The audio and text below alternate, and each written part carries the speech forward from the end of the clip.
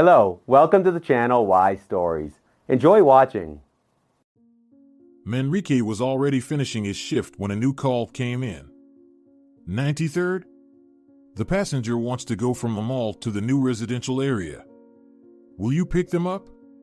The operator dictated the address. Yes, Manrique said wearily. But this is my last ride, I'm already working overtime. Sighing, he turned the steering wheel and merged into traffic to make a left turn. The route wasn't too long, and it ended right near his home. He was heading in that direction anyway, so why not take it?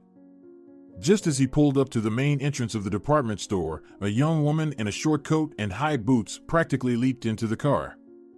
"Let's go, move," she excitedly said, and Manrique, barely shrugging, was about to start the ride.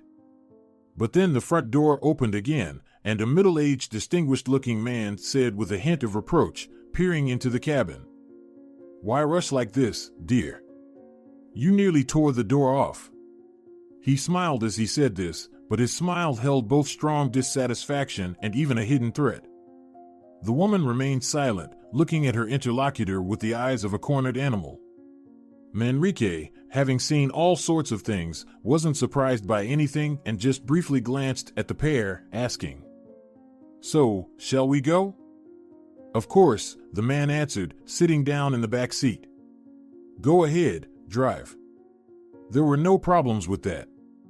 The evening city road was well lit, it was already late, and there were almost no traffic jams. Cracking the window slightly, Manrique pulled out a cigarette and was about to light it. But the woman, still on the front seat, suddenly grabbed his sleeve. "Please, you don't need to," she looked at the driver with such a piercing gaze, as if she wanted to beg him for, at the very least, mercy. "You know, I absolutely can't stand tobacco smoke." Tears even appeared in her eyes, and Manrique could swear to that. Fine, he quickly said and put the cigarette back in his pocket. "There are passengers of all sorts, each with their own quirks." "Well, whatever, it's nonsense, he'll soon get there, drop them off, and then smoke in peace." Already reaching the new residential area, the final turn. Soon he'll reach the right building.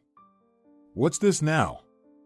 Manrique cursed as he saw that the passage was completely blocked by a garbage truck. Gonna have to go around. He reversed and pulled out of the narrow passage. The woman, tossing back her long blonde hair, looked at him again.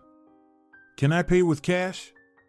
"Yep," Manrique nodded indifferently, hardly looking at her. "Here," she fished some bills from her pocket and shoved them into the slot near the gear shift. "No need for change."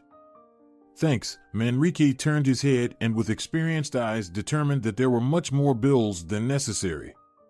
Conscience and professional experience tipped the balance in favor of the client, so he said, "You've made a mistake, there's too much here." He was about to return some of it, but the woman, who was clearly unstable, jumped out of the car again without waiting for him to come to a full stop. No, it's okay, don't worry," and she dashed off, almost stumbling on her high heels, towards the entrance. The man who had been silently sitting in the back, letting out an audibly heavy sigh, also emerged from the taxi. "Farewell, boss." Manrique wanted to drive off right away and head home, but he really wanted to smoke. He parked across from the entrance, reclined the seat, rolled down the window, and finally lit up, squinting slightly. Just then, the entrance door slammed shut like a gunshot, and Manrique almost jumped out of his seat at the sudden noise. Bursting out of the building was his recent passenger, her coat flung open, her hair in disarray, followed by the man she had been riding with. They started yelling at each other right on the street, she trying to run away, he grabbing her, not letting go, she screaming. They were causing an absolute spectacle, it was like a nightmare unfolding right before his eyes. Well, it had absolutely nothing to do with him personally. "I guess I'll drive off slowly," Manrique decided, flicking the cigarette butt away.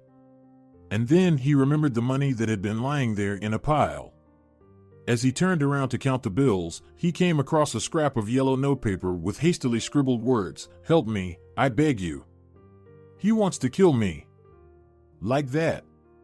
And what would you have him think, especially after the scene he was witnessing right in front of him? With the window closed, the yelling became much less audible, but the grotesque scene continued, unfolding right before his eyes. The woman was futilely trying to break free, and the man had almost dragged her back into the building. Just a little bit more, the heavy metal doors slammed shut again, swallowing up the scandalous couple. Just a regular domestic dispute, Manrique lazily thought, recalling his own ex. They all start yelling, can't calm them down. Dismissing everything he had seen as everyday squabbling and feeling a sense of male solidarity, Manrique headed home. He turned up the music, lit up another cigarette, and settled in. "Well, buddy, how are you doing here? Did you clean up all the fish?"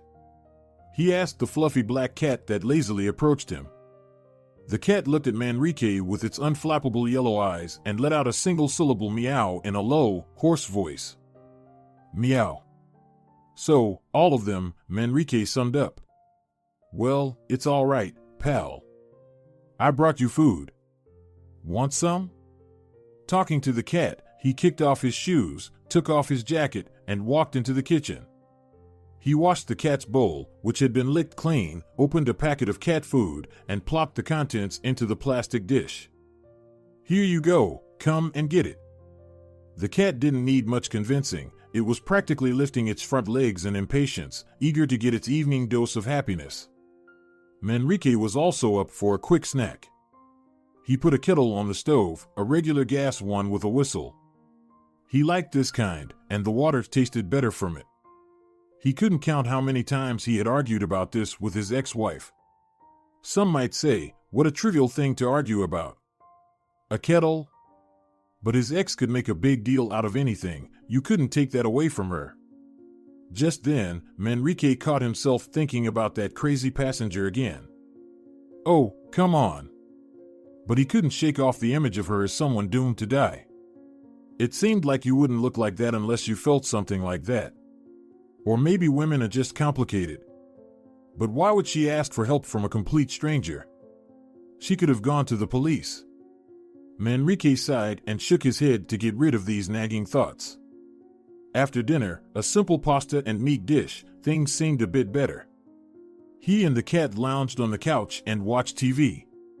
The well-fed and content cat leaned its fluffy side against Manrique's hand and purred continuously, creating a field of tranquility around itself. But despite the cat's purring vibrations, Manrique still couldn't help but think about the woman who had asked for his help. What if he really is threatening her, planning to kill? Probably not letting her go anywhere. Look how she jumped into the car, probably wanted to get away from him, leave. And here I am, I read it and crumpled it up, tossed it in the door. But then again, what can I do? Go to the police with this note?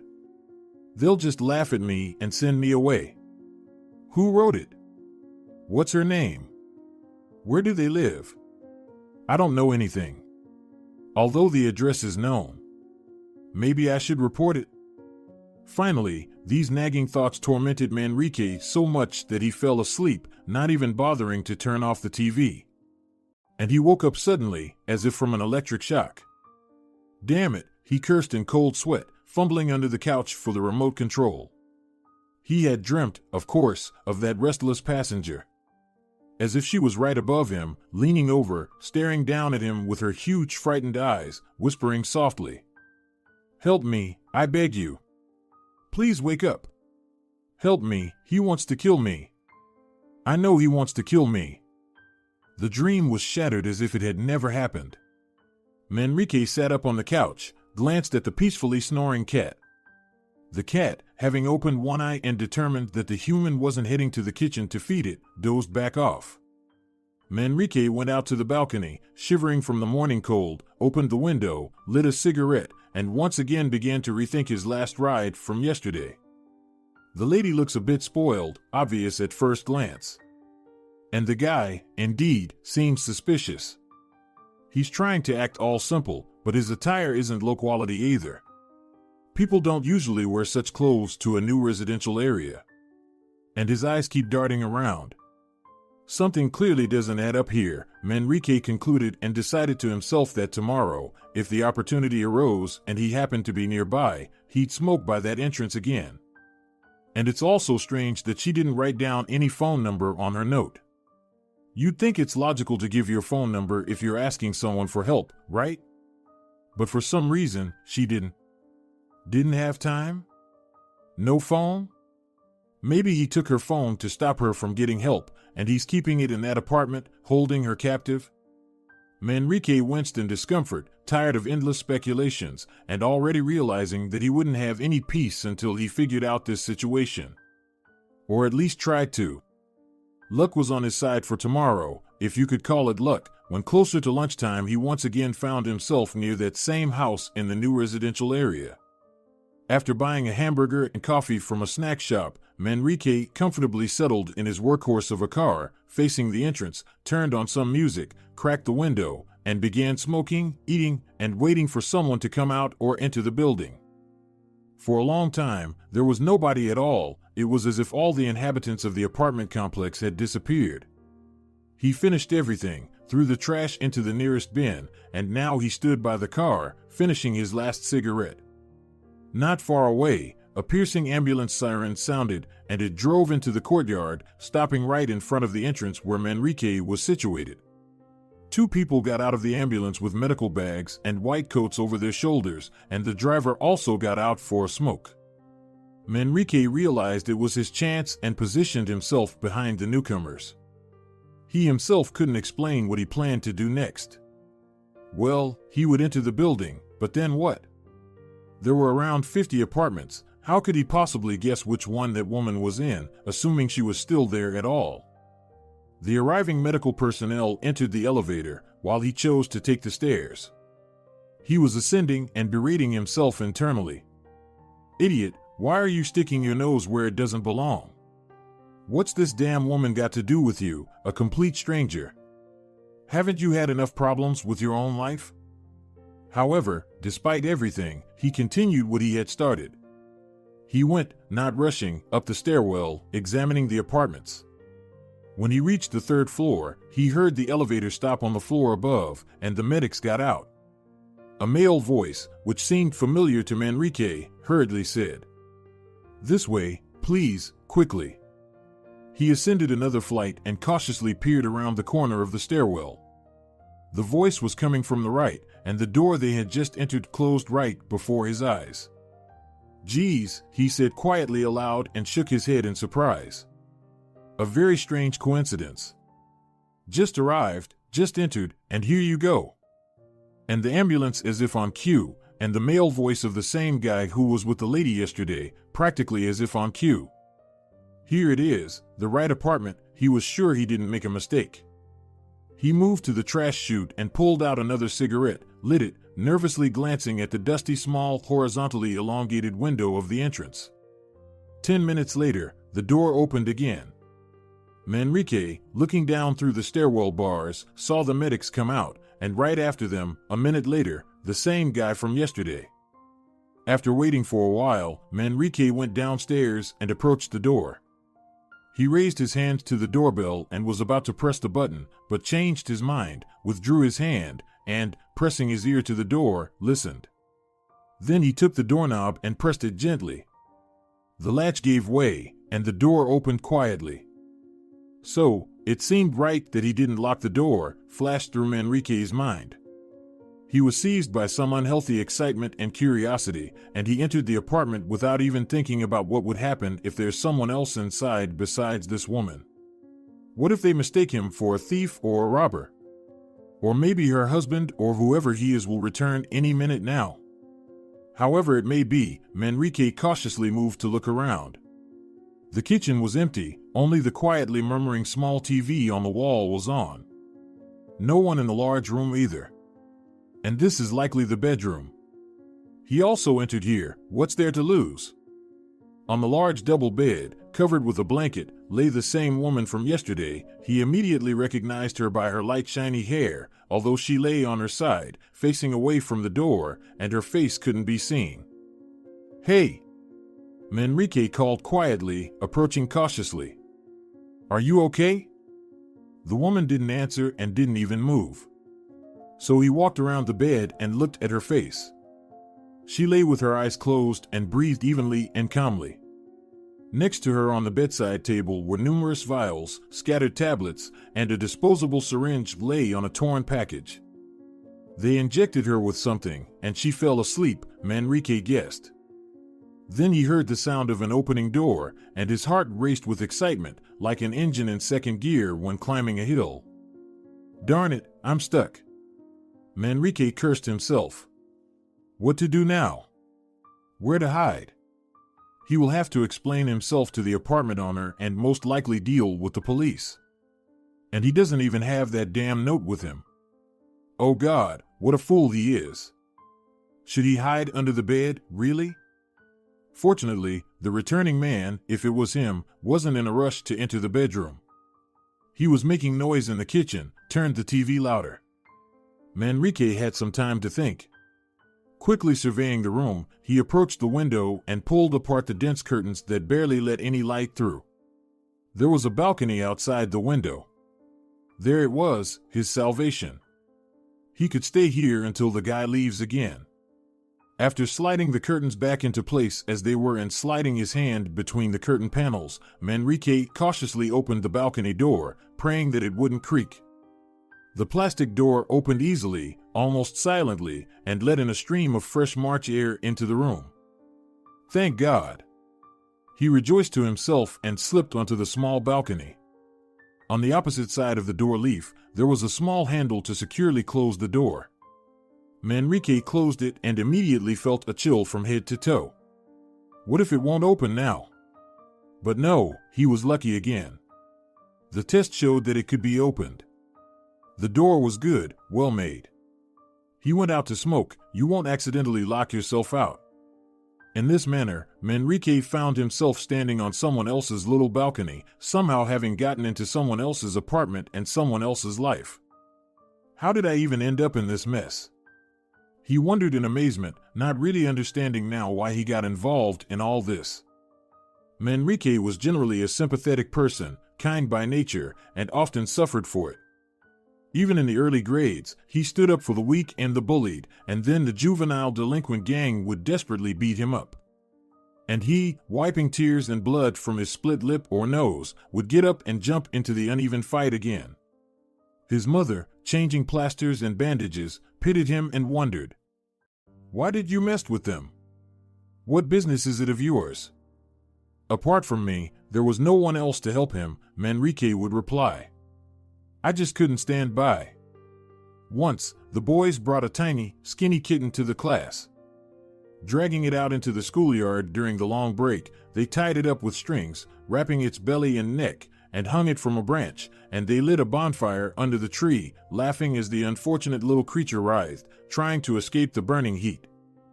"What are you doing, you monsters?" Manrique shouted when he saw what his classmates were doing, and without thinking, he burst into their tight circle with a piercing cry, swinging his backpack desperately. Unthinkingly, he also picked up a stone and hit one of the tormentors right on the head. The guy fell on the grass, and the rest scattered with cries, shouting, "Stop this lunatic, he killed Roberto." What happened at school after that? Roberto was taken to the infirmary, stitches were put in, and he was taken to the hospital in an ambulance. The entire teaching staff was on edge. They investigated for a long time what had happened and how. The local police officer came, interrogated everyone who was involved in the fight and who wasn't. All parents were summoned, a full-blown investigation was launched. And Manrique sat at home, locking himself in his room, applying ointments and bandages to the burned wounds of his little rescued friend, as the veterinarian taught him. First thing, he rushed to the vet clinic with the kitten, paying no attention to his own bruises and cuts. "Oh, my poor little hero, defender of the oppressed," his mother lamented, not really scolding. His father, tousling his son's unruly hair, just asked, "How many were there?" "6, Manrique answered with a pout. "Well, you almost held your own," his father suddenly laughed. "What do you mean?" The boy didn't understand. "You're brave, like little Taylor from the Grimm Brothers' tale," his father laughed, took down 7 with a single swing. Little Manrique smiled at his father, his mouth wide open, missing a front tooth, and beaming with happiness that he wasn't being scolded. In the end, they healed Roberto's head, a new tooth grew, and the kitten recovered, eventually growing into a huge, glossy cat. It followed his little friend like a loyal dog and hissed menacingly at anyone who could potentially hurt him. Since then, no one messed with Manrique, and the local kids, cats, and stray puppies sighed with relief. It turned out similarly in his subsequent adult life. Only there was no one to stand up for Manrique himself, and he got himself into various messes that he had to sort out himself. He got married, one could say, on a whim. He was dating a girl he really liked. And his closest friend, Mateo, was dating her friend. At one of the parties, Manrique and Eva argued over some nonsense, and the quarrel dragged on for several weeks. One day, leaving his house, Manrique found Paulina, Eva's friend, crying on the bench near his entrance. "And what about you?" He, true to his compassionate heart, sat down next to her. "Nothing," she snapped. "Go on, mind your own business." "Well, come on, Paulina," he said gently, not to hit on her, but just to comfort her as a human. "Stop crying, tell me what happened. Where's Mateo? If you don't want to talk to me, tell him. I'll call him now." "No!" Paulina suddenly erupted. "Don't you dare! Are you really blind? Can't you see anything? What should I see?" Manrique was surprised. "Really, you know nothing?" Paulina squinted. "No." "What's the matter?" Manrique was puzzled. "Your beloved Eva is now dating Mateo, that's what." Paulina blurted out, trembling with anger. "Oh, come on."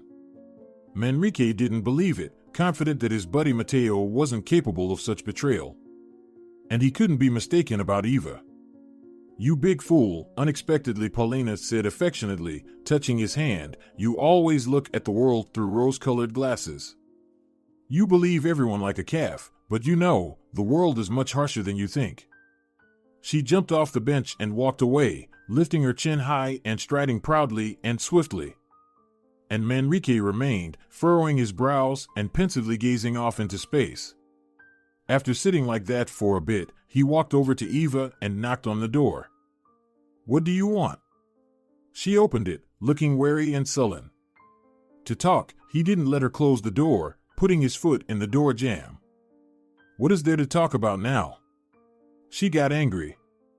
"There's plenty to talk about." Manrique cautiously pushed her aside and entered the apartment. "What do you think you're doing?" "I'll scream right now," Eva threatened. "Eva, stop," Manrique pleaded. "It's me. Are you really afraid of me? Why did you just barge into my place like this?" She stood in front of him, crossing her arms. "I just want to clear things up between us. If I've done something wrong in your eyes, please forgive me. I'll do anything for you, just to have you forgive me. I love you, after all," he said softly. "Well, tell me, what should I do?" "It's not that simple," she sighed and looked away. "I can't see you anymore." "So, it's true that you and Mateo have something going on?" Manrique asked directly, breathing heavily. "Who told you?" Eva recoiled. "Paulina," he blurted out. She was sitting on the bench near the house today, crying her eyes out. "So, he did talk to her after all," Eva said slowly and blushed. "Why, Eva?"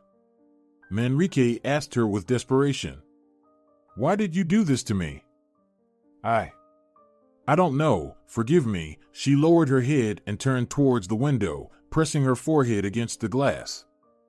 "You better leave," she said hoarsely. "It's over, you understand?"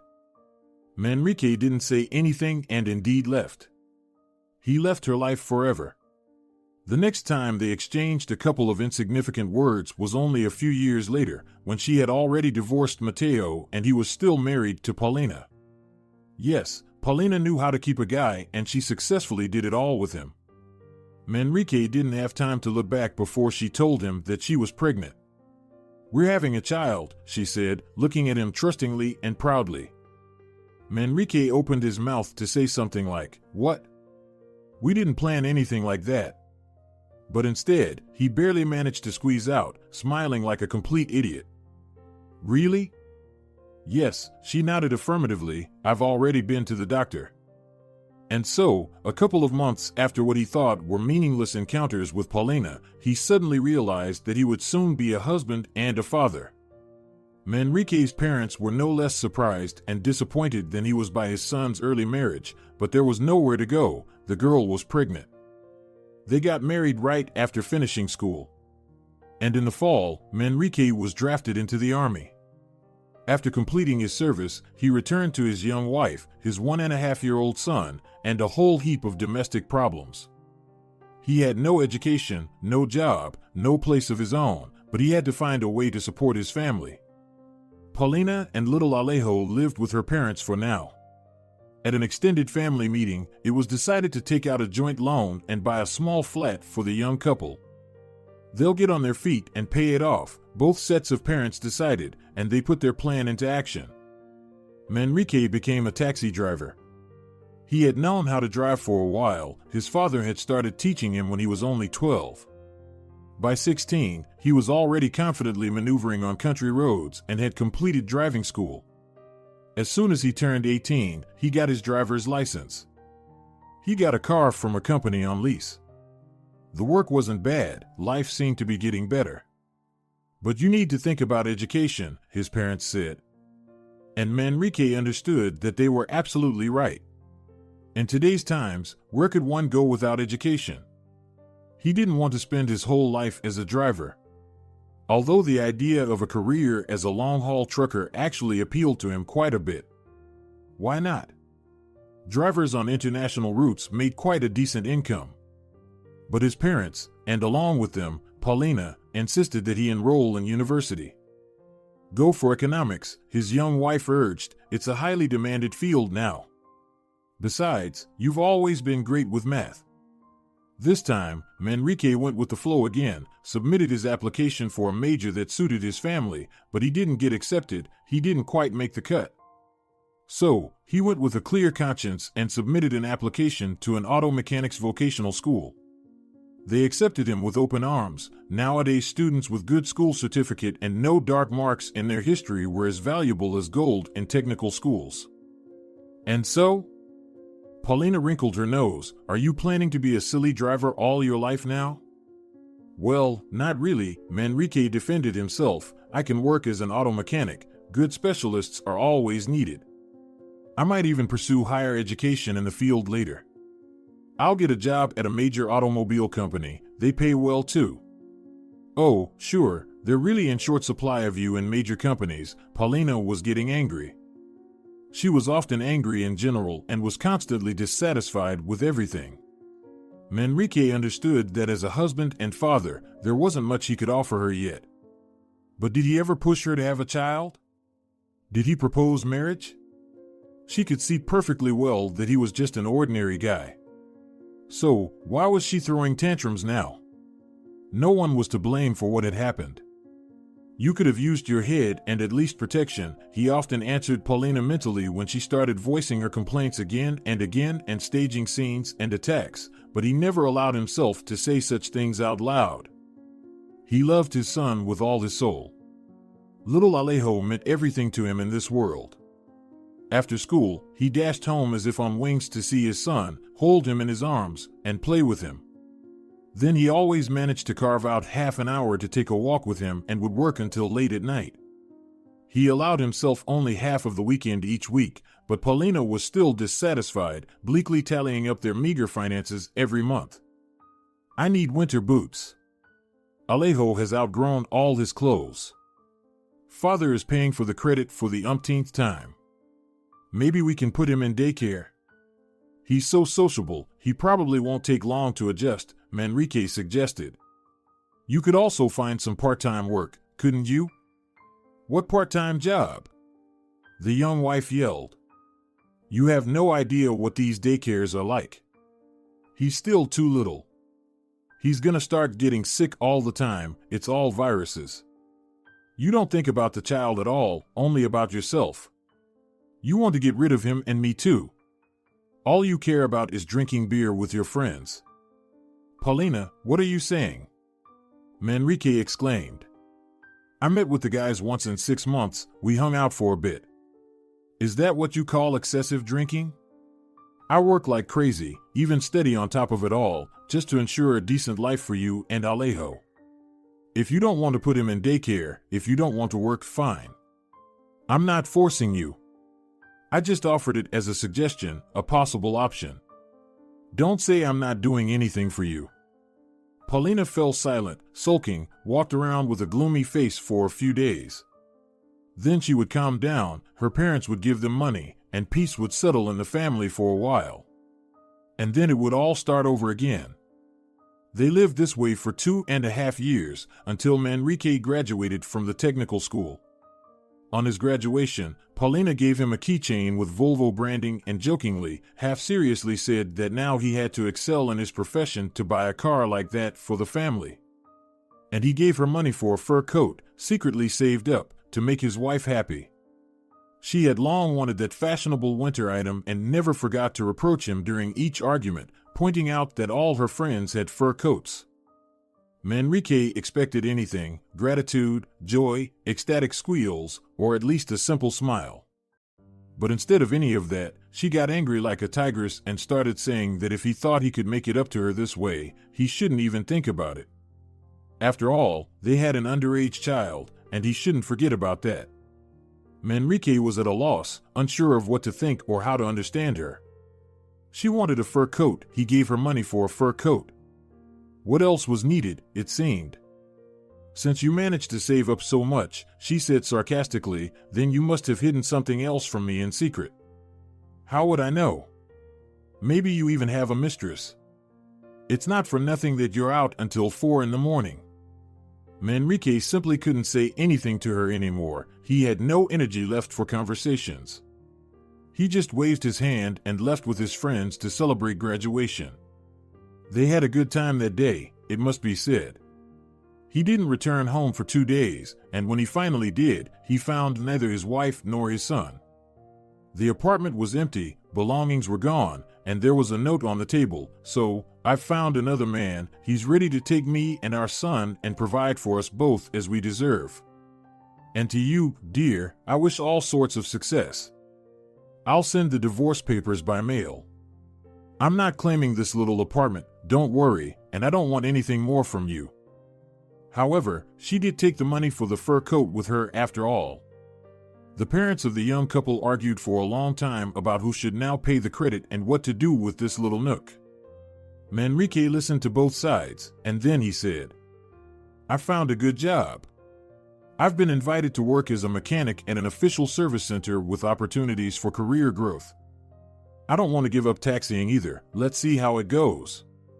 So I'll pay off the loan and your share too. He nodded towards his wife's hapless parents. I'll pay it out over time. I don't think it'll take long. Can you wait a little? But only considering that we've already paid, agreed the father-in-law. Of course, Manrique replied. And that was settled. Now he worked during the day at the Suzuki Auto Service, and in the evenings, sometimes even at night, and on holidays, he continued to drive a taxi. He saw his son when Paulina allowed. They now lived in a big private house with her new beau. Apparently, he did have money, and Paulina had always been a pretty girl.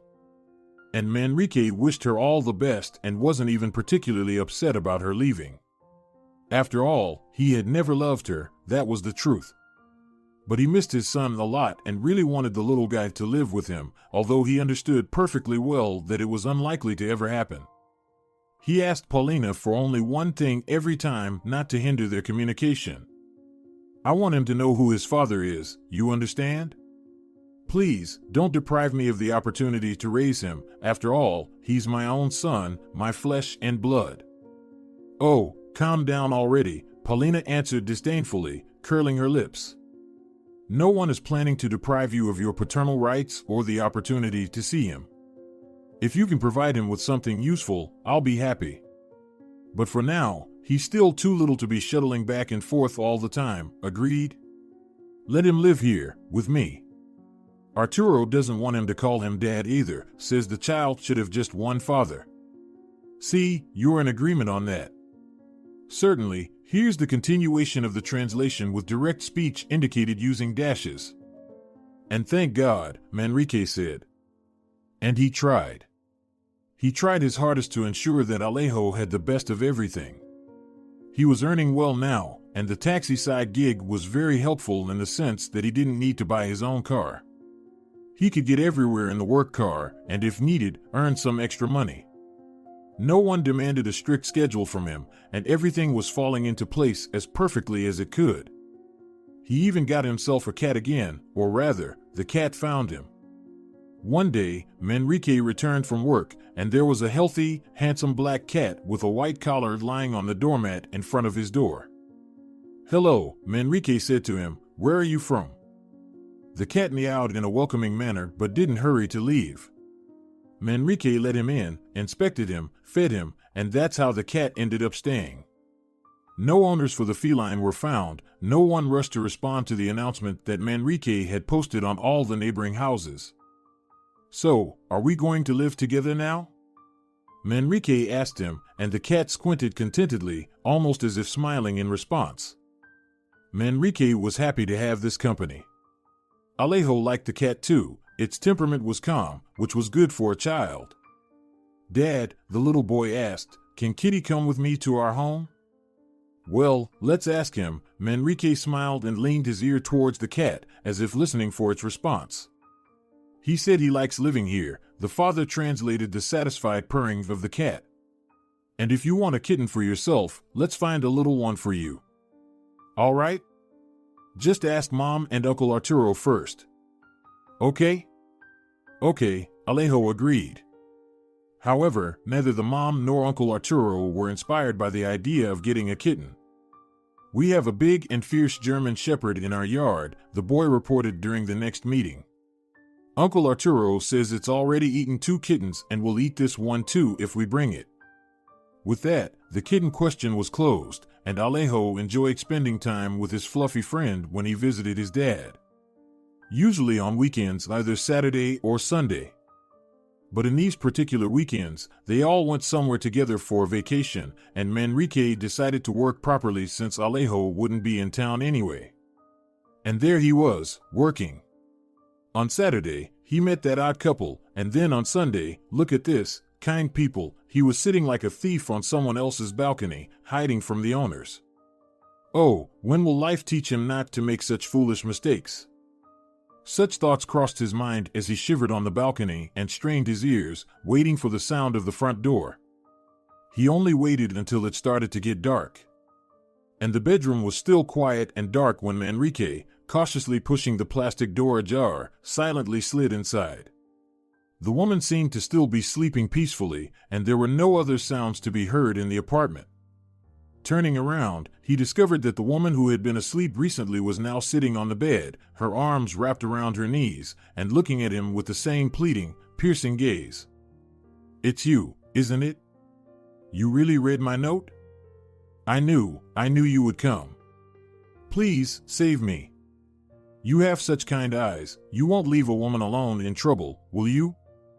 She stood up from the bed and, just as she was, in a thin, almost transparent nightgown with thin straps, approached almost closely. "He wants to kill me, I know it," she began speaking in a quick whisper. Her hot, excited breath was so close that the scent of this woman made Manrique's head spin. "I know," she continued and took his hand, "he's wanted to get rid of me for a long time, he keeps me on pills, I'm in his way. Save me, please. Take me away from here." The woman clung to Manrique with both hands and convulsively touched him, breathing heavily and looking at him imploringly. I need to go," Manrique said, scared by her sudden outburst. Something was off here, something was wrong, and the whole room, the medicine, the pills, and the ambulance, it was all strange somehow. The door to the room swung open, deafening him like the sound of a gunshot. A dazzling light flashed, and Manrique, squinting from the unexpectedness, froze in place, expecting that he'd get busted any moment. Probably, her jealous husband would just knock him out right there, and that would be the end of it. But instead of that, there was laughter. Resounding, loud laughter, perhaps even nervous, almost sarcastic. Manrique cautiously opened his eyes and looked around in fear. Indeed, a man entered the room, the owner of the apartment, apparently. Now he stood in the doorway, staring directly at this scene. His wife, in the arms of another man who had somehow snuck into the house, and he was laughing, like a wild horse, unable to stop. Manrique no longer understood anything. He just stood there like a statue, blinking in confusion. Meanwhile, the woman, looking annoyed as if angry at something, climbed back into bed and covered herself with a blanket. She didn't lie down completely, but sat half-sitting, pulling her knees close to herself, and stared attentively at the one who had entered. "Oh God, again." The man who had entered finally burst out laughing. "I knew it, yes, I figured it out," he told Manrique, extending his hand and wagging his index finger at him like a schoolteacher to a misbehaving student. "I knew it, young man," he said again, grinning. "She slipped you a little note too, didn't she?" "Yes, she did," Manrique agreed, repeating the man's last word automatically and nodding. He was simply bewildered by this whole circus at home, and on top of that, he was freezing on their damn balcony. "Well, what can you do? You're not the first and apparently not the last," the man smiled bitterly at something known only to him. Manrique, on the other hand, still didn't understand a damn thing. He just stood there and smiled. "All right, let's go." The host suddenly took pity on him and added, closing the door, "Dear, if you need anything, just let me know." "All right?"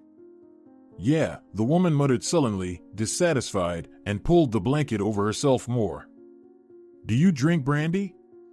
the man suddenly asked Manrique as they walked down the corridor toward the exit. "BB brandy?" Manrique exclaimed once again over these abnormal weekends. "Well, yes," the man grinned, "or are you a teetotaler?" "No," Manrique shrugged, "I drink brandy, I'm just driving now." "Ah, yes," the man raised his hands theatrically, "and I forgot, you're a taxi driver, right?" Manrique remained silent gloomily, waiting for this strange individual to get tired of mocking him and finally call the police. "I'll have a drink," the man decisively announced. "And how about you have some coffee with me then, huh?" he suddenly added with a pleading tone. "All right," Manrique agreed. What else could he do? Having coffee with a stranger was the lesser evil in comparison to all the other troubles that could be expected in such an unconventional situation. They entered a small elongated kitchen. Manrique sat down in the space between the table and the refrigerator, almost as if he was hiding in that niche. The host, on the other hand, reached into a hanging cabinet and took out a bottle of cognac, poured himself a glass, then looked closely at Manrique. "Maybe just a bit," he proposed. "Well, okay," Manrique suddenly decided, frozen to the core from the weekend's events and completely disoriented. After all, he could leave the car here and just walk home, if need be. It was only a half-hour walk. And a shot of cognac would be quite welcome at the moment. "That's the spirit," the host clearly rejoiced and swiftly retrieved another plump glass. "Let's toast to our acquaintance." They clinked their glasses and drank. "What's your name?" the man asked. Manrique, our hero, mumbled with a mouthful, because along with the shots, there appeared snacks from the fridge, sausage, sliced cheese, bread, and some store-bought salad in little containers. "Excellent name," the cheerful host commented, "excellent." "I'm Alejandro." "Very nice to meet you," Manrique replied, "let's have another one." Alejandro, without waiting for his drinking companion's agreement, was already pouring cognac. They drank more and then more. Soon a pleasant warmth spread throughout Manrique's body, but he didn't feel drunk, rather, he felt relaxed. Alejandro, on the other hand, didn't show any sign of drinking. He sat there just as he had been sitting, just a bit more cheerful, his eyes not as sardonic, that's all. "Well, Manrique," Alejandro sighed slightly, "I have to apologize to you." "Apologize?" Manrique was baffled. "For what?" "For my wife's behavior," Alejandro answered darkly. "You see, she's mentally ill, understand?" He dropped that word like a stone into water and let out a heavy sigh. I see, Manrique said sympathetically, mentally scolding himself. What a fool, he could have guessed. Those eyes. Normal people don't have eyes like that. She writes notes and slips them to everyone. The man was now speaking more calmly, to doctors, nurses, neighbors, whoever happens to be around. Don't worry, you're not the first one caught up in this situation. There are compassionate people, good people. They think that she's really in trouble, he chuckled bitterly, but I have to admit, you're the first one who managed to get this far, he laughed again, now with a touch of sarcastic approval. It takes a special kind to break into an apartment like this. You're like Zorro, Manrique. By the way, how did you manage to figure out where we live and all that? Manrique, blushing and stumbling over his words, recounted everything as it happened, and with a guilty look, he glanced at the apartment owner. The man sat there thoughtful, looking at Manrique as if trying to see inside him. How old are you? He finally asked. Probably not over 25. You're close, Manrique answered, embarrassed. Phenomenal, the man shook his head, smiling sadly about something, and I'm almost 50. I could have a son your age by now. Yeah, and he nodded in the direction of his wife, and Manrique understood that he was talking about her. She's 37. You wouldn't guess that, right? She's a beauty. He proudly declared without waiting for a response. Manrique understood that he didn't really need a response, he just needed to let it all out. For Alejandro, his strange young man who foolishly entered his apartment turned out to be like a chance fellow traveler on a train. You can pour your heart out to chance companions, tell them everything on your mind. The chance of meeting that person again after saying goodbye on the platform is practically zero. It's like talking to a priest or a psychotherapist. Alejandro was in the mood to talk, and Manrique, surrendered to the fate that led him to this kitchen, was ready to listen. The day was drawing to a close anyway, and there was no point thinking about work anymore. After 3 shots of cognac, he certainly wouldn't be able to get behind the wheel. But I don't need more, he pleaded, seeing that Alejandro was about to pour more. I have to work tomorrow. Ah, work, that's good, Alejandro sighed. But I'm stuck here now, tied up, he suddenly swore harshly, and my work goes on without me, mostly. In the end, he told Manrique the story of his life with his wife, everything, down to the smallest details. Once upon a time, Alejandro was married to another woman, and the story of his first marriage reminded Manrique of his own. The girl got pregnant, and as an honest man, he had to marry her. The only difference was that Alejandro's girl was madly in love with him, and he was almost indifferent. But still, a child played a crucial role, just like in Manrique's case. Well, explain this to me, buddy, Alejandro spoke with enthusiasm. If a guy leaves his family, does that mean he abandons his child too? No, of course not, Manrique replied. I've been divorced too, but I'd never abandon my son. Oh, I see, the host raised an eyebrow. So you understand me, a man understanding a man. Let's drink. It was impossible to refuse. Manrique wasn't drunk enough yet to forget what he had done here. Catching up, Alejandro continued his story. We lived SOSO. She must have felt that I didn't truly love her. Women always sense these things.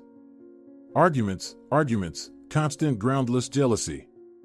I got tired, overwhelmed, and my business was just starting to pick up. It's hard when you have daily chaos at work and at home too. Manrique nodded understandingly at this point and suddenly felt that destiny had brought him here for a reason. Some premonition slipped into his soul and warmed there, purring like a contented cat. In short, we couldn't make the family life work, Alejandro summarized. We got divorced, and that was that. She was really good at making a scene, may the Lord prevent that. And when she found out I had someone else, she went crazy.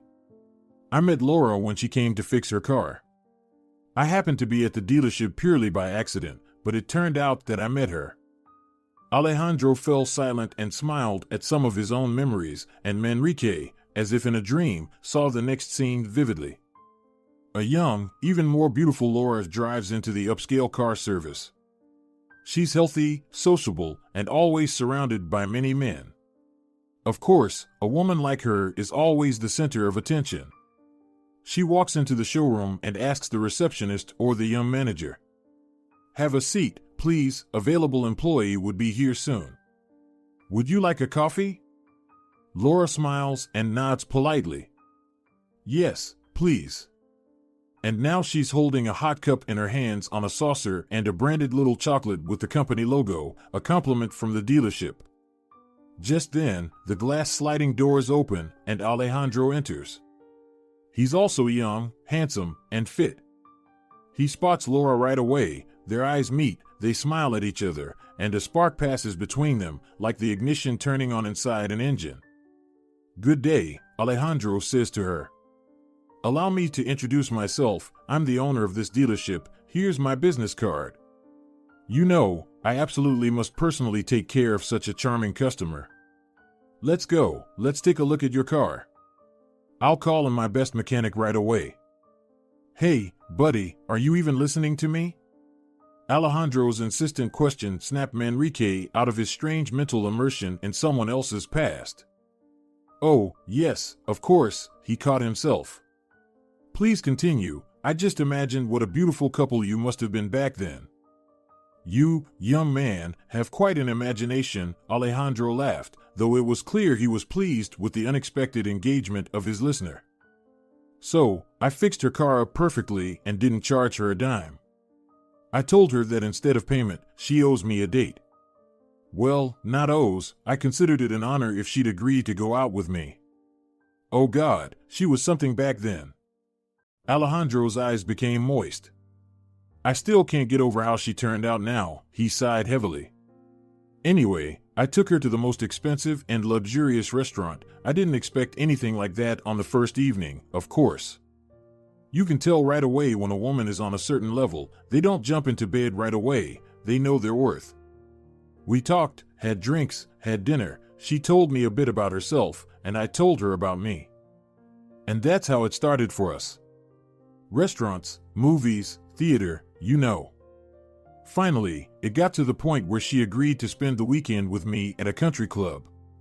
I was clever about it. I gathered my coworkers to prevent my Luz from getting mad that I'm taking off for 2 days, like I'm tearing myself away from my family. At the company party, I may have overdone it a bit, had some champagne, got a bit tipsy, and introduced Laura to all the employees as my girlfriend. She liked that, I could tell. I just forgot, the fool that I am, that my Luz knows one of my female employees. Well, I completely forgot, you know. And of course, she spilled the beans to her immediately. And then it all started. I won't even go into all the details of how much dirt she poured on me. She didn't hesitate to criticize my daughter either, and she was only 6 years old at the time. What stress for a child? That same night, I packed my things and left her. We didn't have a real family left anyway, just appearances. I felt really sorry for my daughter. But what could I do? If we had continued bickering like dogs every single day in front of her, she wouldn't have gained much from that life, and she certainly wouldn't have become any happier. My fiancée stirred up the whole town, turned all our friends and acquaintances against me. It was like she declared a vendetta, I swear. As if I hadn't left a family, but instead devoured a dozen people alive. But the worst was yet to come. Believe me, neither I nor anyone else could have imagined something like this, even if they tried with all their might. Luz found out our address through acquaintances, where Laura and I were renting an apartment. She wrote me a note and left it at my workplace. Back then, we didn't have cell phones, saying that we needed to discuss something about our daughter. Come, she said, at such and such time, there's a matter concerning Veronica. Well, I fell for it like an idiot. I thought she finally wanted to suggest something constructive about our future, something that would help me communicate normally with Veronica. I thought she might ask for money. God, I was ready to give her anything, just to give her a decent life. But leaving with Laura was out of the question. I had built the entire business in this town with my own hands, and with blood, over several tough years. In short, I went home, to our former shared apartment, to this meeting she supposedly set up. Supposedly, because I arrived, but she wasn't there, and neither was our daughter, and nobody answered the door. Then a neighbor came out, heard me ringing for about 5 minutes. She said they had left about an hour and a half ago, and Luz took the daughter with her. They met on the staircase. She told her that she's taking the child to her grandmother's and that she had some things to do herself. And then something stabbed me in the heart, you know, a feeling, a bad feeling, just one word, premonition. I jumped back into the car and rushed to my apartment. I arrive, and there's an ambulance, police at the entrance. At that point, my heart didn't just stab, it felt like it hit my heel, and my vision blurred, like fog. I barely managed to park, I swear. My hands became like cotton, slippery, I couldn't hold the steering wheel. I managed to clumsily get out of the car, and there they are, carrying Laura on a stretcher out of the entrance. Her eyes are closed, and a bloody stain on a white sheet spreads across her chest. God, I almost collapsed right there. And they're leading my ex-wife to a nearby police car, her hands in cuffs. I don't remember much after that. Only the neighbors later told me that I nearly smashed the police van with my bare hands, threatened to settle things with Luz on the spot. And she, that sneak, was looking at me with her shameless eyes through the window and smiling. But her hands were already in handcuffs, I remember that well, her gaze was horrifying. I only regained some semblance of awareness in the hospital. I'm sitting in a corridor, a long one, chairs, armchairs, and it's completely empty. And why am I sitting here? I can't even remember. Then I see a surgeon coming towards me, followed by another, and they're taking off their masks as they walk. And in that moment, I woke up as if from a dream, remembered everything, Luz, Laura, that horrifying bloody stain on the sheet. I rushed to the surgeons, I wanted to ask something, but my tongue wouldn't move. They were saying something to me, but it was like I couldn't hear them. Later, they said it was shock. From the psychological trauma I went through, apparently. Alejandro twitched his shoulders, and Manrique understood that he had just relived that old nightmare once again, as if he had just been there himself, as if he had seen it all through Alejandro's eyes. The apartment owner sat for a while, gazing out into the already dark window, and poured himself another drink, not even bothering to ask Manrique if he wanted to join. She survived, as you understand, said Alejandro. The knife missed her heart by 3 millimeters. 3 millimeters, you know? Oh, how I wanted to kill her. He slammed his fist on the table with force, making the bottle, glasses, and plates shake and seem to jump, but I restrained myself. A normal person can never harm another, never, unless it's in self-defense. And that scoundrel, the one I chose to be the mother of my child, she could. She definitely could. She simply called the apartment. Laura opened the door unsuspectingly, let her in. Luz behaved normally at first, saying we needed to talk. But when Laura turned her back to her, she grabbed a knife from the kitchen counter, the one my Lulu had been using to prepare something, and stabbed her in the back with all her might.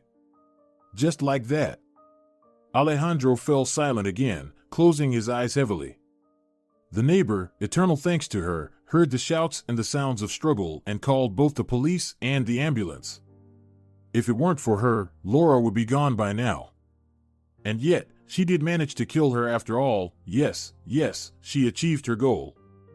Laura never fully recovered from that, never returned to her former self. It took some time for her quirks to start showing. No, at first, she was just healing, getting better. Can you believe it, getting stabbed in the back with a knife? For a couple of years, she and I were going from one hospital to another, seeing various doctors. Other health issues, all rooted in her nerves, started popping up, her immunity weakened. A year later, she was near death again, a cold turned into meningitis. In these 2 years, I've aged all at once, and probably aged about 10 years. And her too, to be honest, though it hasn't shown on her appearance as much, she's still a beauty. Right? Manrique hurriedly nodded, agreeing with his companion, and he meant it genuinely. Laura truly was a very beautiful woman. Delicate figure, refined bone structure, as his grandmother used to say, an elegant profile as if carved from bone, fair skin, like ivory, huge eyes of an elusive, ever-changing color, well-defined eyebrows, a long, flexible neck, and flowing, almost silky, light honey-colored hair. But it took a toll on her internally, Alejandro continued with regret. After she finally healed, I took her to the seaside for a vacation, to recharge, as the doctors advised. I picked an excellent sanatorium, mountains, sea air, it was wonderful. I told her we would stay there as long as needed. At first, it seemed to help a lot. She started to revive, smile, laugh again.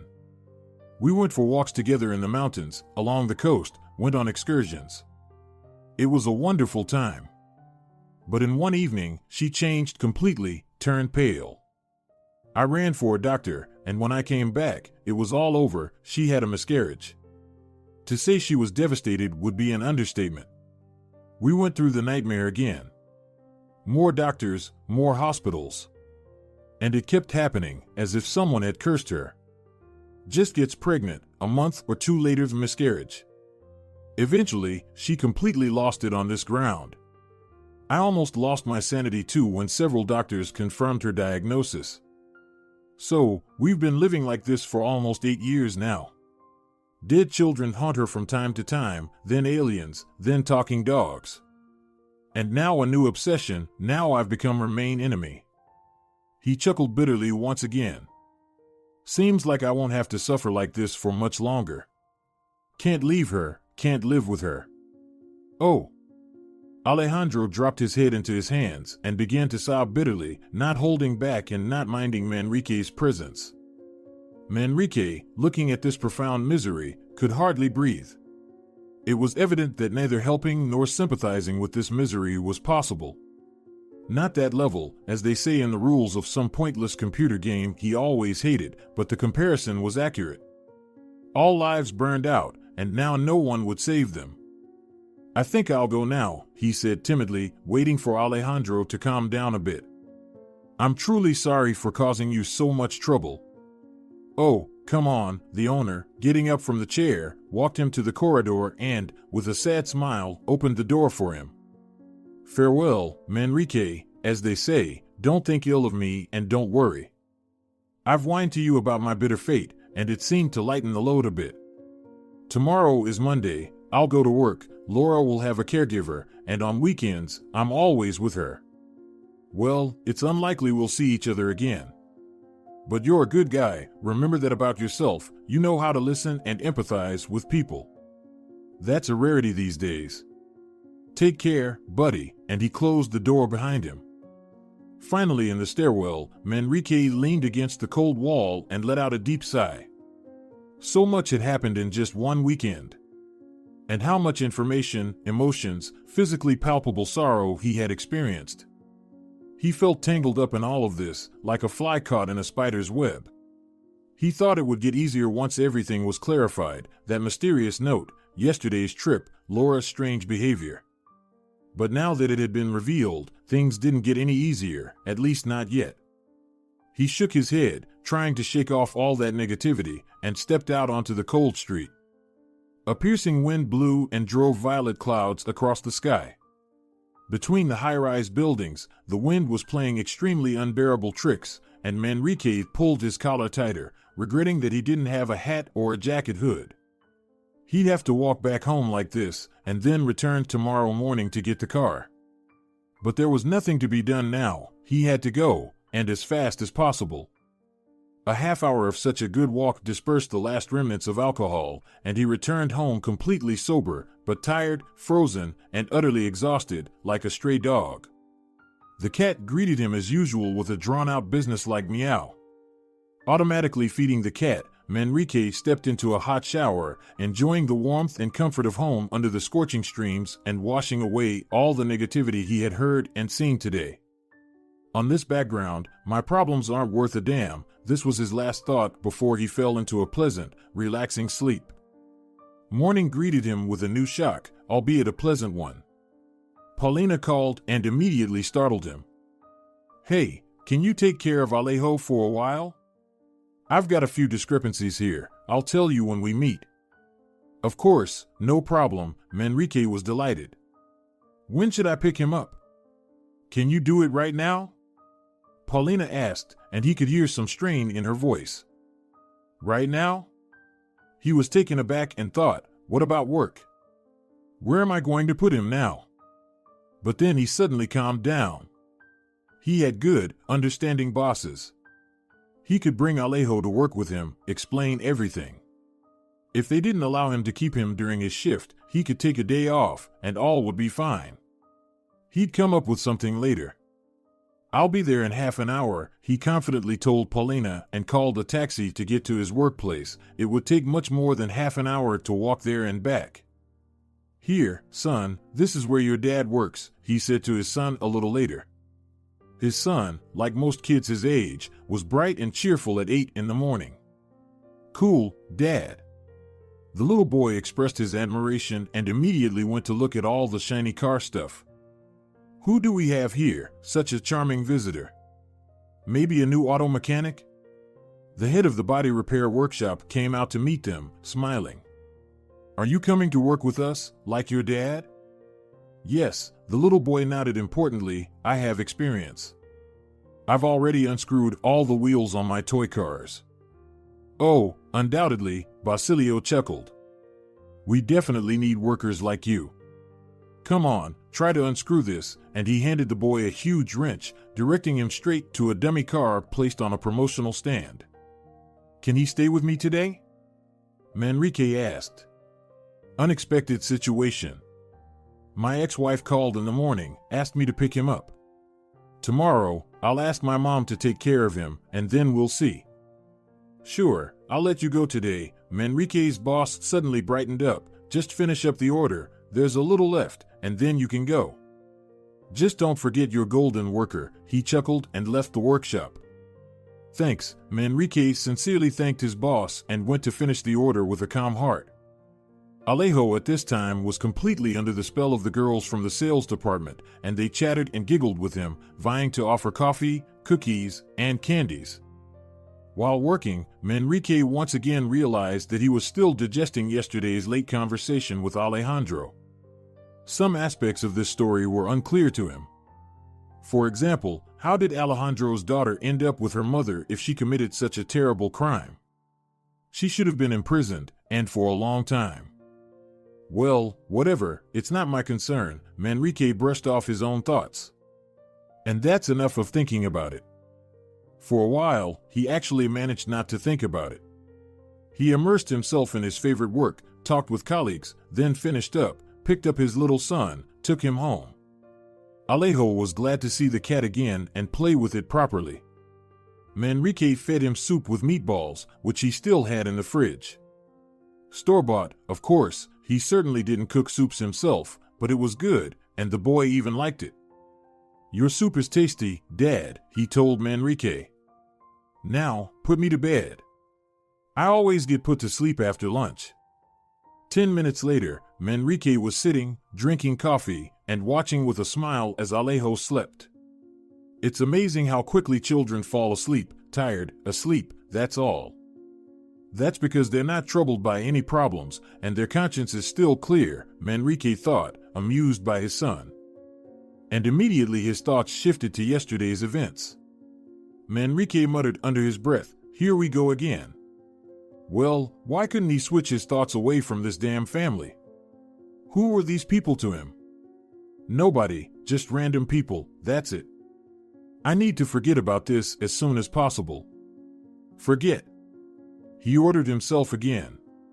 But, as usual, it didn't work out. On the contrary, a persistent feeling arose that he was missing something important, some small detail, a puzzle piece, as if he would put it all together, and the whole picture would become clear.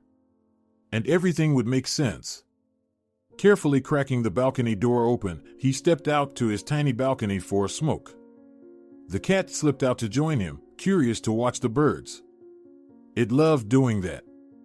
As soon as the owner was on the balcony, it would jump onto the slender railing and look around. Watch that you don't fall, buddy, Manrique told the cat, but the cat completely ignored this caution and continued to sit there like a little perch, watching the passing birds. Manrique also stood nearby, leaning his hands on the balcony railing, one foot stepping onto it. Well, what kind of housing, such a balcony? What do you want? He mentally retorted to his imaginary interlocutor. He had a tendency to constantly talk to himself, pondering things. Grandma Agata in the village always used to say, "Our Manrique will become a philosopher, mark my words." Oh, how long ago that was. Manrique smiled at his childhood memories, and suddenly, as if struck by a jolt of electricity, he groaned and slapped his forehead with his palm. There it was. What an idiot he was. That's what had been bothering him and preventing him from forgetting about Alejandro and Laura, Grandma Agata, of course. That's who he needed. Let's go, he told the cat. We have urgent matters to attend to. Grandma Agata wasn't really his grandmother, not a blood relative, at least. She was somehow distantly related to his actual grandmother, who was who to whom in this complex web of relations only the old folks knew.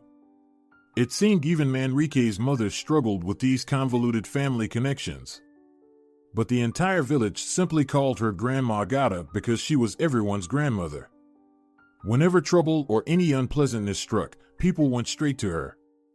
She had the knack for listening, empathizing, and, most importantly, helping. She helped in a real and inexplicable way, without any herbs or spells, just by listening and looking.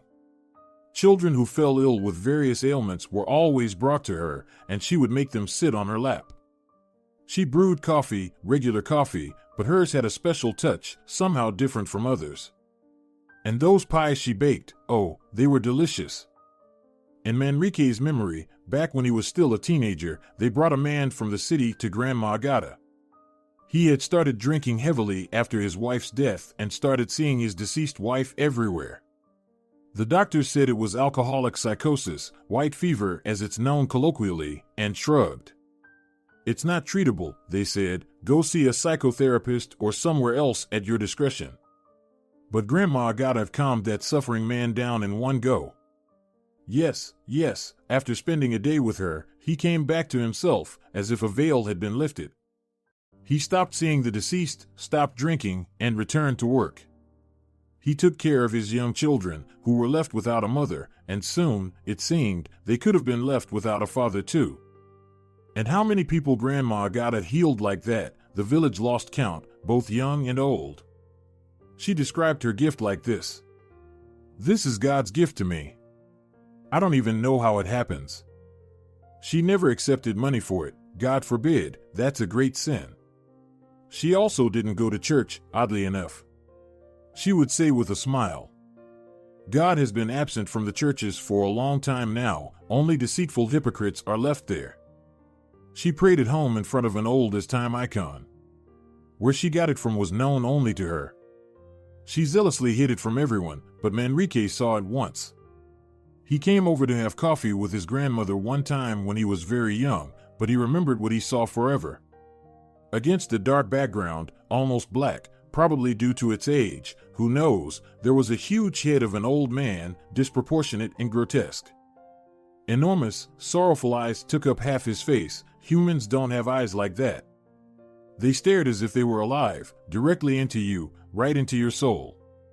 He timidly stepped out from the back room then, retreating, unable to turn his back to those eyes. He felt that gaze on him for a long time afterward. The next day, Grandma Agata asked him, Did you talk to the holy elder yesterday? No, Manrique replied, looking at her blankly, I just looked. Don't look anymore, the old woman ordered, or you'll end up like me. Not everyone can bear such a burden. You've seen enough, now you too will look into people's souls.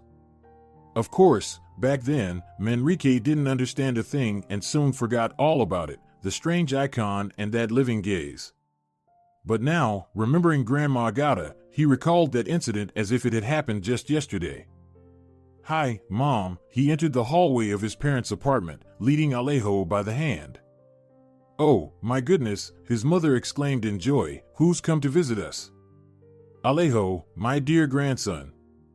And she immediately whisked him away to the kitchen to feed and spoil him. Manrique waited until the excitement settled, had something to eat himself, talked with his father about this and that, mostly about work, of course. His father was pleased with him, smiled, asked about his work at the workshop. Then Manrique went to the kitchen to talk to his mother.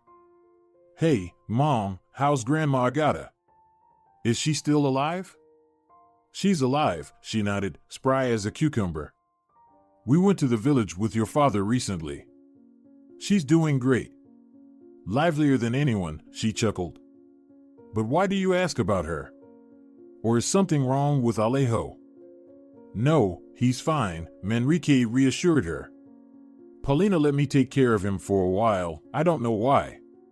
She promised to tell me later, I just didn't have time in the morning. But it doesn't really matter to me, the important thing is that he's with me." "You're a good son," his mother leaned over and kissed him on the head. "You've grown up to be a good person." "Well, then, what's your business with Grandma Agata?" "I need to help friends," Manrique said. "One of my friends has a very sick wife." "I see," his mother, satisfied that her son and grandson were all right, relaxed. "Well, let's call our grandma and ask her when Agata can see them. You know, she doesn't have a phone." "It's amazing she agreed to use electricity," the son laughed. There was an old village tale about it. The locals would constantly tease Grandma Agata, saying she wasn't afraid of electric light but ran from the phone like it was fire. Children offered to install it for her so many times, but she always refused. Why was that? Light is necessary for practical purposes, but your phones are just for idleness, Grandma Agata answered them. What do you do with phones? You just chat all day, ruining your souls. The soul can't tolerate idleness, it starts to darken and wither. Both relatives and villagers laughed at her quirks and soon shrugged off these eccentricities of Grandma Agata. Well, if she didn't want a phone, so be it, the neighbors could always call her. Can you take care of Alejo tomorrow? Manrique asked. And maybe a couple more days. I'll find out from Paulina what's happened with her. I might take some time off work. Yes, of course, his mother beamed. No problem, leave him with us today, and you can stay the night. I'd love to, Manrique smiled, but I have my cat, you know. Oh, you and your cats, his mother kissed him and waved. Well then, off you go. I'll call you when I find out about Grandma Agata. The next day, Manrique managed to talk to his ex-wife on the phone. She was upset and irritated again, and Manrique found out a bit more than the day before. Paulina was sick with something, apparently something quite serious, though she didn't specify. But she had to go to the hospital for urgent surgery, as she told him. Nothing serious. A couple of days, and it'll be fine. Then I'll recover a bit more and get Alejo back. Manrique, let him stay with you for a week. Okay? No problem at all, Manrique told her. Yet he asked anyway, even though he didn't plan to. Do you need any help? Oh, I don't need anything from you, Paulina retorted on the other end of the line. Suddenly, Manrique had an unexplained feeling that the situation might be far more serious than she was trying to convey. If you need anything, just let me know. I'll help however I can, he said firmly to her before she hung up. A couple of days later, his mother informed him that Grandma Agata wouldn't be receiving anyone this week and until the May holidays. She didn't say why, there must have been a reason. She had always been very selective in choosing who to help. She never helped strangers or newcomers, only those from the village who vouched for them. I'm not an all-powerful, I can't help everyone in the world, she would firmly explain to those seekers who tearfully begged for her benevolence, earning herself a reputation as a strict and unapproachable woman. There was another peculiar aspect to her. No one could enter her home without being invited by the mistress herself. It was as if an invisible barrier blocked the way. Many tried, especially those same rejected seekers, as she called the people who came to her door in droves. But not one succeeded. The villagers had gotten used to the sight of strangers sitting on their suitcases in front of Grandma Agata's house. She paid them no mind, as if they were invisible. And never, not a single time, did she show any leniency. If she didn't know someone through one of the villagers, that person might as well not exist at all to her. Well, will she see my acquaintances? Manrique asked, slightly worried. She told our grandmother that she'll see them, his mother replied, but not before May. By the end of the week, it became clear that Paulina wouldn't be picking up Alejo yet. She didn't answer phone calls at all, and on Friday, she only messaged that she would be staying in the hospital for another week. She would let him know when there's clarity. Manrique was somewhat concerned, not so much for her, but for Alejo. What was going on? What should he do with his son? Should he enroll him in daycare already or wait a bit longer? If he is going to enroll him, he'd need to handle the paperwork, but Manrique didn't even have Alejo's birth certificate. Everything was with Paulina. For now, it seemed his mother was okay with watching over him, even happy to, but it couldn't go on like this forever. In the meantime, while the situation remained unclear, Manrique decided to visit Alejandro again, tell him about Grandma Agata, and try to convince him to take Laura to her. He had no idea why he personally needed to do this, but he was acutely aware that he had to. He just had to, that was all, so he went. He parked near the familiar building, got out of the car, realized he didn't know the entry code and couldn't recall the apartment number either. He stood by the intercom, trying to decipher which buttons were still visible and which were most likely to work based on where. Pressing various combinations of what seemed to be the four most viable buttons yielded no result. The intercom buzzed, but the door didn't unlock. Frustrated, he decided to wait again, hoping someone would open the door. He sat on a bench near the entrance and was once again surprised by the absence of people around. The weather was nice, the sun was shining, it felt like spring, so there should have been children playing in the courtyard. There was a playground there, but there was no one around, as if all the residents had vanished. There wasn't even a single annoying old lady sitting on the benches. It all felt quite strange. Manrique finished his cigarette and tossed the butt into a nearby trash bin. Just then, the entry door chirped, and Alejandro walked out onto the street. "Good day," Manrique approached him. "I actually came to see you." "Who are you?" The man stopped and gave the young man a suspicious look, as if not recognizing him. Then he ran a hand over his eyes, as if brushing away an invisible veil, and casually said, "Oh, it's you, Manrique. Sorry, didn't recognize you at first. What do you need?" "I came to talk," Manrique answered, somewhat hesitantly, and immediately felt how unfortunate and uncomfortable this sounded. Alejandro would most likely send him away now, rightfully so. Who wants to engage in conversation with random strangers again? "I need to leave now," Alejandro said. "Let's talk later, okay? And not here." "Do you know the Café Robinson?" Manrique nodded. The cafe was conveniently close to his workplace. "Great, let's go there then." Alejandro checked his watch. "Around 9, all right?" "Okay," Manrique quickly responded. "I'll come. Maybe I can give you a ride?" He quickly added, "No, thanks, I have my own wheels," Alejandro said and headed towards his Hummer parked almost directly across the street. Manrique whistled softly as he watched him. He only now noticed the car. It was quite impressive. So, it was Alejandro's car. He must indeed have a good business. But why did he live here? This wasn't a wealthy or prestigious neighborhood by any means. However, it was probably related to his wife's illness. The Hummer revved to life, its electronic horses neighing under the hood, as if a whole herd were housed in there, and it disappeared around the corner. Manrique hopped into his yellow taxi and first drove home to feed his cat. Then he headed to his parents' house to spend the rest of the evening with Alejo, take a walk with him before bedtime, and then head to the meeting with Alejandro. Inside Robinson, the air was thick with smoke and noise. It had that kind of rough and masculine atmosphere. People here drank strong drinks, listened to rock music, and smoked like there was no tomorrow, following rules set in stone long ago. "Well, have a seat, buddy." Alejandro was a bit tipsy already, and because of that, he seemed more cheerful than 3 hours ago. "What brings you back to our sorrowful abode? Or did you forget something last time?" No, I didn't forget anything. I want to tell you something, and he briefly outlined his plan to his conversation partner. So, Grandma Agata, huh?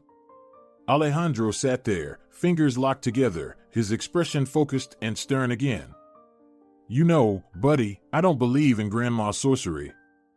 I don't believe in any sorcery either, Manrique agreed, not in any kind of sorcery, just in Grandma Agata, only her, because I've seen it many times, and not just me, practically our entire village has seen how she helps people. If that were true, Alejandro reasoned, your Grandma Agata would be a worldwide sensation right now, like that same Vanga, and there would be kilometer-long lines at her gate. And there are lines, Manrique concurred, but she doesn't see anyone. And no one can get to her without her invitation. Then why hasn't this phenomenon been covered in newspapers, shared on social media, and proclaimed to the whole world by now? Alejandro squinted. I don't know, Manrique honestly admitted, I haven't really thought about that. Maybe it doesn't work without her willingness. You're just telling me some sort of nonsense, Alejandro shrugged and signaled to the waiter to bring him another drink. This time, Manrique didn't drink with him, and he didn't even order coffee for himself.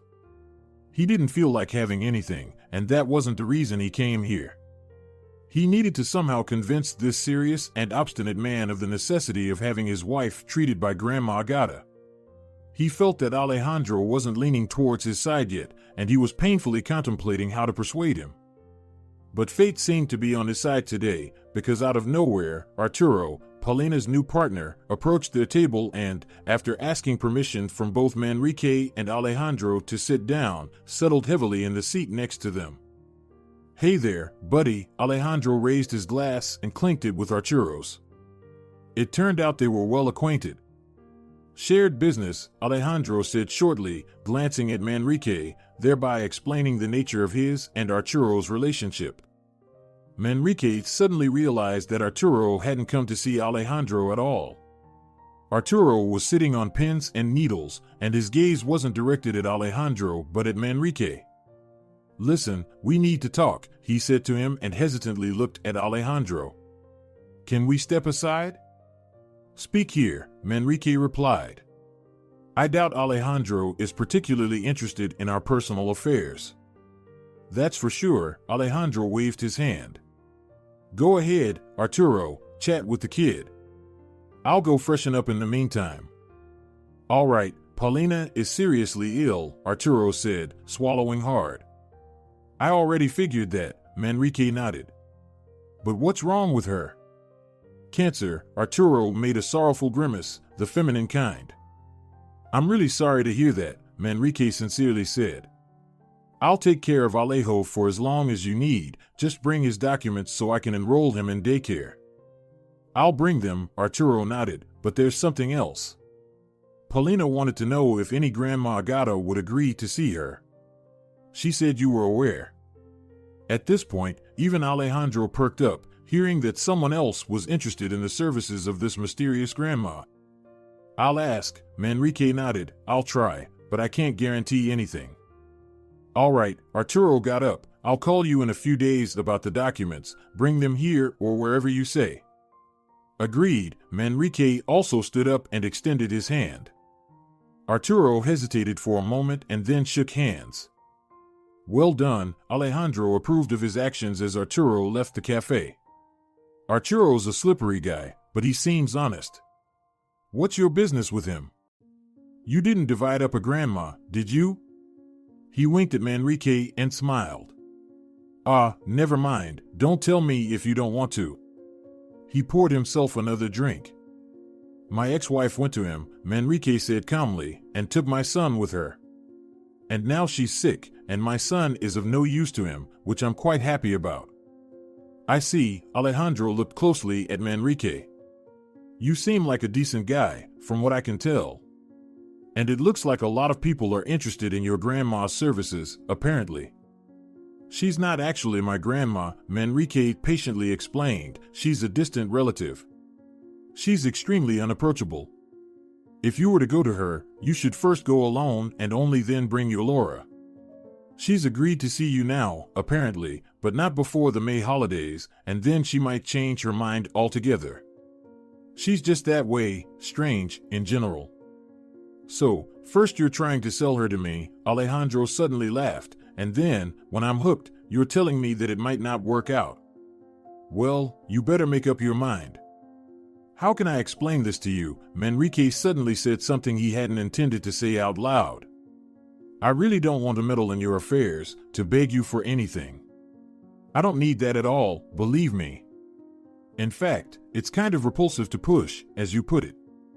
But there's something inside of me, like a creature, that won't let me live peacefully and keeps insisting over and over again, help these people. You have to help them. Manrique sighed and suddenly thumped his fist. So, please tell me, where can I escape from this?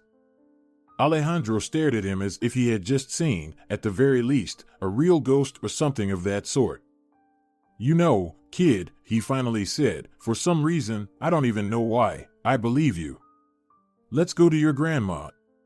Spring had completely taken over the world when Alejandro and Manrique set out on the route to Grandma Gata. They were driving in Alejandro's Hummer, and halfway there, the owner of the fancy car let Manrique take the wheel. Manrique was delighted, like a child with a new toy, and he eagerly took the driver's seat, unable to hide his excitement. Cool, he said, grinning from ear to ear, stepping out at a gas station to switch back with Alejandro. It's not a car, it's a beast. Yeah, well, keep driving all the way, Alejandro waved his hand, you know the road. I'll just sit here and enjoy the scenery. Manrique realized that he had passed the driving test, and without needing to be asked twice, he hopped back into the driver's seat of the luxurious car.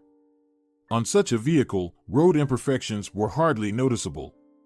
It felt as if the earth was sliding away from under the wheels. There were no potholes, bumps. The terrible country road had instantly transformed into a smooth highway. Ah, this is amazing! Manrique exclaimed in joy. And for some reason, he found himself suddenly asking Alejandro about something that he hadn't understood in the story he'd heard earlier. Why did your daughter stay with her mother? You said she turned her against you. But how could they leave a child with her after all that? That's how it went, Alejandro shrugged. I was shocked myself. Her family hired some super-duper lawyer who crafted the story just the way they needed it. Supposedly, Luz was in a state of shock when stabbed Laura with the knife, like she didn't know what she was doing. She was put on trial, but she didn't even receive a proper sentence, just 2 years of probation without imprisonment. They claimed there were mitigating circumstances, no prior convictions, and a minor child in her arms. And the fact that she nearly killed an innocent person that didn't matter at all. After the trial and completing that probation, she left the city with Veronica. I tried to communicate with my daughter, wrote to her, called her, even went to see her a couple of times, but every time, Luz would start such a huge scandal, it was like dealing with a lunatic. She would shake all over, the child would be crying. Eventually, I stopped trying to mend things. Maybe I was wrong, probably I was wrong. I should have tried harder, maybe even taken Veronica away from her completely. A woman like that shouldn't be raising a child. And now Veronica doesn't want to know me. She's probably right, Alejandro sighed. She's 22 now, and over half of her life has been without me. And I don't have any other children, and I won't. Who knows what the future holds? Manrique comforted him as best he could. Another hour passed, and they were already at their destination. There was Grandma Gata's gate. And there was a crowd of those in need. They were sitting across the way, as always. It was a necessary prop of the village, an element of the rural landscape, one could say. But this time, as Manrique jumped out of the car, he almost physically felt the pain of each of these unfortunate souls silently sitting across from the coveted gate. He suddenly felt unbearably ashamed in front of them. Lowering his head, he tried to quickly slip through the ordinary, old, gray gate made of weathered, falling apart boards. Alejandro followed behind. No one from the crowd moved, they just followed them with sorrowful looks, and that was all.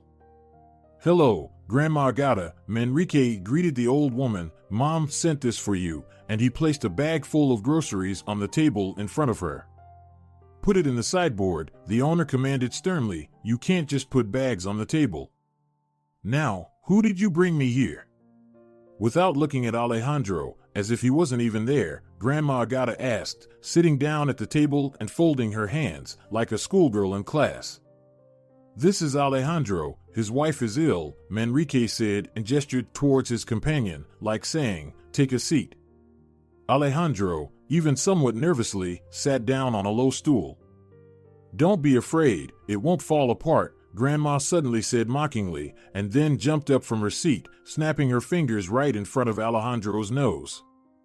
He immediately hung his head and began snoring. Manrique widened his eyes, not believing what he was seeing.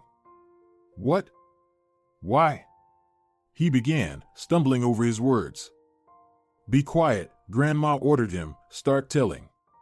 Not about them, she laughed, as Manrique was about to tell her the story of Alejandro and Laura. Tell about yourself.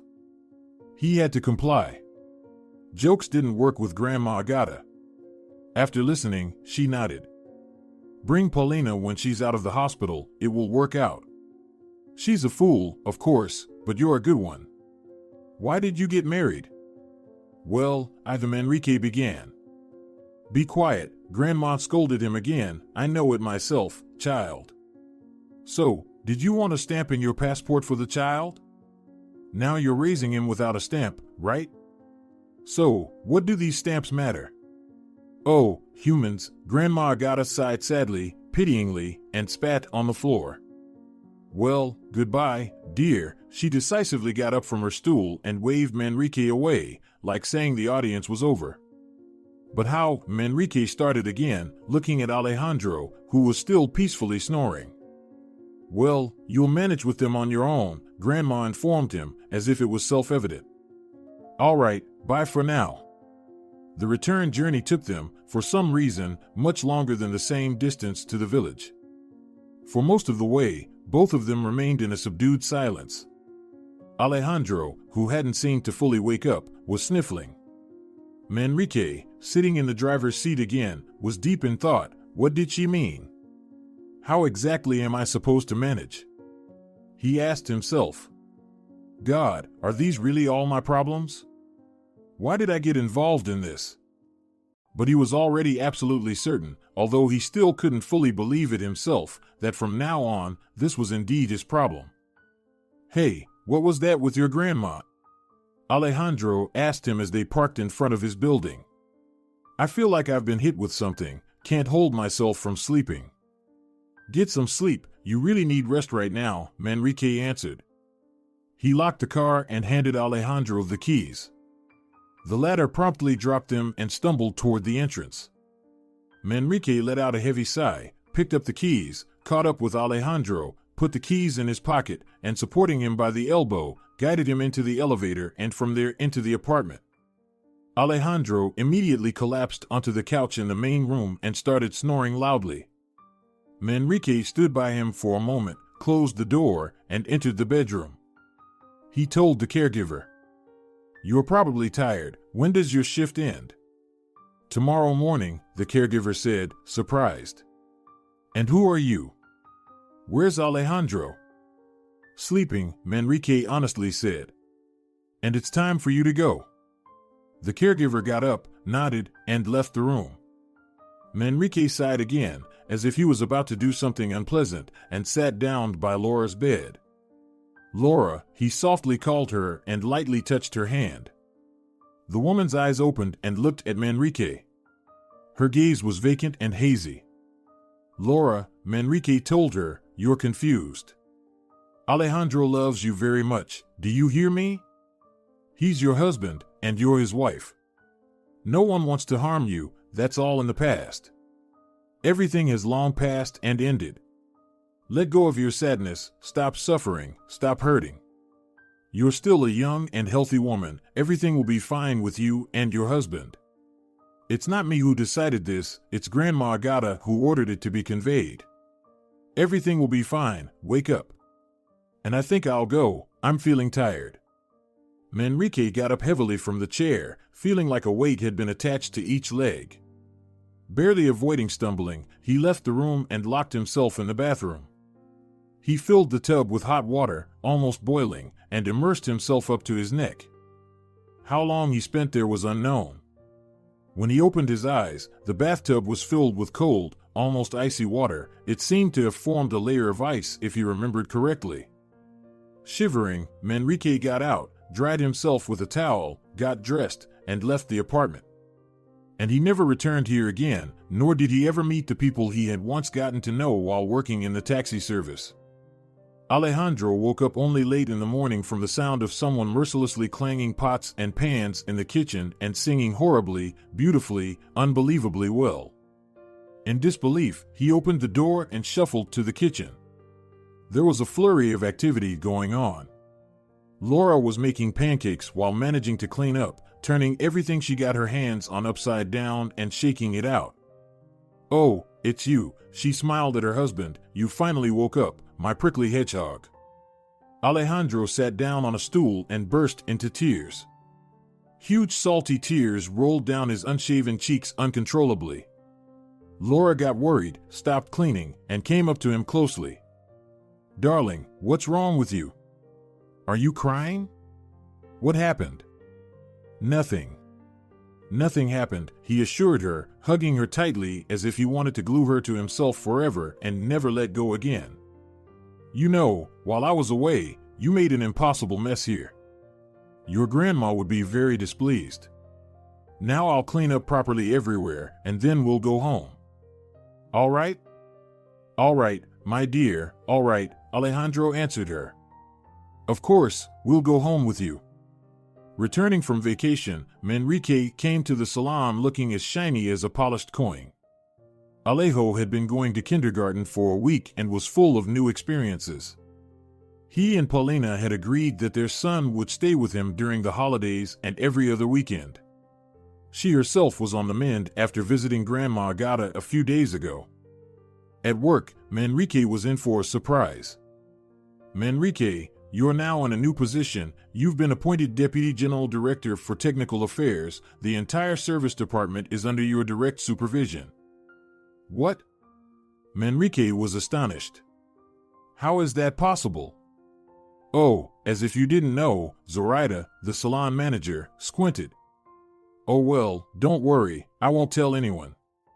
"What won't I tell? What are you talking about?" Manrique was completely bewildered. "About your connections with the CEO, of course," she laughed. "Here's the order, the CEO himself signed it, take a look. To appoint for the completion of the production task. To award a bonus." Further, there was a sum with lots of zeros that made Manrique's head spin, and a note that also surprised him, CEO Santos Alejandro. "So now tell the team what responsible task you were working on during your vacation," Zoraida smiled. "We guessed that you weren't sunbathing on the beach." "Right, not on the beach," Manrique agreed. "And one more thing. Our CEO moved with his family from here permanently and promised new personnel changes soon," the manager hinted meaningfully. "So don't forget to put in a good word for me when you talk to him." Manrique promised, though he didn't quite understand what and why. Understanding and processing what had happened to him that distant spring only began much later, while sitting in a small house he had repaired with his own hands. Of all that had been before, only the old, weathered gate remained in its original state, untouched by time and weather, and a simple wooden icon depicting an unknown saint with piercing, soul-searching eyes. If you're enjoying it as well, leave a like and subscribe.